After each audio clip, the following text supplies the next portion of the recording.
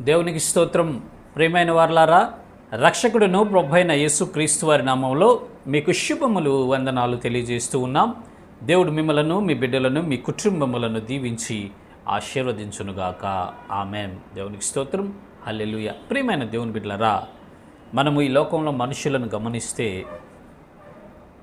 ప్రాంతానికి ఒక దేవుడు, దేశానికి ఒక దేవుడు, వర్గానికి ఒక దేవుడు, భాషకు ఒక దేవుడు, రకరకాల దేవుళ్ళు దేవతలని బడవని ప్రజలు ఏర్పాటు చేసుకొని దేవుళ్ళను చేసుకొని పూజిస్తూ ఆరాధిస్తున్నారండి.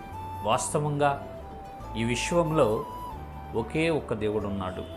ఈ భూమిని, ఆకాశమును, సముద్రము, నక్షత్రమును, మనుషులను సమస్తమును సృజించింది ఒకే ఒక్క దేవుడు. ఆ దేవుడు ఎవరు అనేది ఈనాడు మనుషులు కనుగొనలేకపోతున్నారండి. పరిశుద్ధ లేఖనాలను మనం ఒకసారి పరిశీలించినట్లయితే 2వ దినవృత్తాంతాల గ్రంథము 6వ అధ్యాయము 14వ వచనంలో భక్తుడు ఈ రీతిగా ప్రార్థన చేస్తున్నాడు. ఏమనంటే, యెహోవా ఇశ్రాయేలు దేవా, హృదయపూర్వకంగా నిన్ను అనుసరించుచు నీ భక్తులకు నిబంధన నెరవేర్చుచు కృపను చూపుచు నుండు నీ వంటి దేవుడు ఆకాశమందైనను భూమి ఎందైనను లేడు. దేవునికి స్తోత్రం. హల్లెలూయా. యెహోవా, నీ వంటి దేవుడు ఆకాశమందైనను భూమి ఎందైనను లేడు అని చెప్తున్నాడండి. ఒకే ఒక్క దేవుడు, ఆయనే తండ్రి అయిన దేవుడు యెహోవా. ఆయన స్వరూపమే యేసుక్రీస్తు ప్రభుల వారు. మహిమా స్వరూపి అయిన దేవుడు మానవ శరీరాన్ని ధరించుకోవటానికి యేసు అనే నామధ్యేయంతో వచ్చాడండి. తండ్రి అయిన దేవుడు యేసు ప్రభుల వారు ఒకటే, త్రియేక దేవుడు, స్ప్లిట్ పర్సనాలిటీ ఆయన. ఆ మహిమా స్వరూపిగా భూమి మీదకి రాడు కాబట్టి, వస్తే మనుషులందరూ చనిపోతారు కాబట్టి మానవ శరీరము ఆయన ధరించుకున్నాడు. ఆ మానవ శరీరానికి ఆయన ఒక పేరు పెట్టుకున్నాడు, యేసు అని పేరు. యేసు అంటే రక్షకుడు అని అర్థం. యేసయ్య అయినా తండ్రి అయిన యెహోవా అయినా ఒకటేనండి.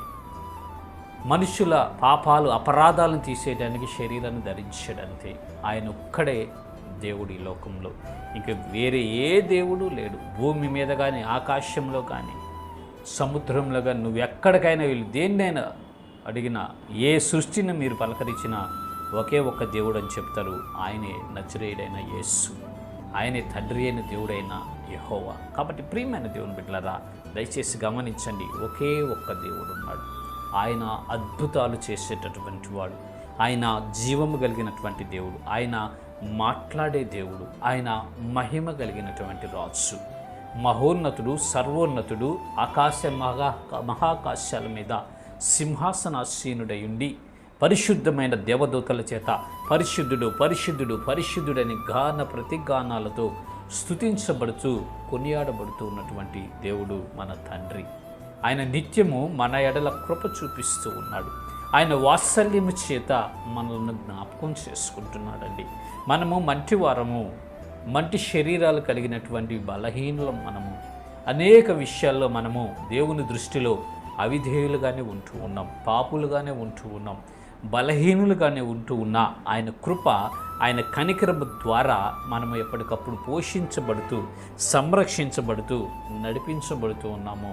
ప్రియమైన దేవుని బిడ్డలారా, ఈ సొలొమోను భక్తుడు అదే ప్రార్థన చేస్తున్నాడు. ఏమనంటే, ఆకాశమందైనను భూమి ఎందైనను నీ వంటి దేవుడు ఒక్కడు లేడు, నీవే దేవుడు అయ్యా అని ఆయనకు బ్రొక్కి ప్రార్థన చేసినట్లు మనము చూస్తాం. కాబట్టి ప్రియమైన దేవుని బిడ్డలారా, ఈ రక్షకుడును, ఈ పరిశుద్ధుడును, ఈ సజీవుడైన దేవుని కలిగిన మనమందరము ధన్యులము. ఎంతోమంది ప్రజలు నిజ దేవుణ్ణి తెలుసుకోలేక వారి కొరకు మాయాస్వరూపులను చేసుకొని రకరకాల దేవుల్ని ఏర్పాటు చేసుకుని వారిని పూజిస్తున్నారు. కానీ అవన్నీ అబద్ధం.